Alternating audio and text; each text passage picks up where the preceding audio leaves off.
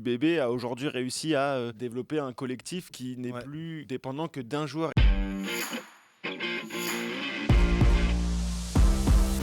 Il y a une autre question qu'on se pose, c'est la présence ou non de Loubiel Biarré. A priori, on se dirige vers une titularisation de l'ailier de Bordeaux et du 15 de France. Est-ce que ça change tout que LBB soit là sur cette finale? Bah pour moi oui, quand t'as le meilleur joueur du monde sur le terrain, tu es obligé d'avoir une meilleure équipe. Le mec qui marque à tous les matchs, Oui, mais tu penses qui est pas que aussi une âme et maintenant avec son expérience quelque chose d'important pour l'équipe UBB dans son approche du match, se dire qu'on a nos meilleurs éléments sur le terrain, c'est quand même quelque chose de primordial. Oui, mais est-ce que l'UBB n'est pas devenu suffisamment fort pour justement...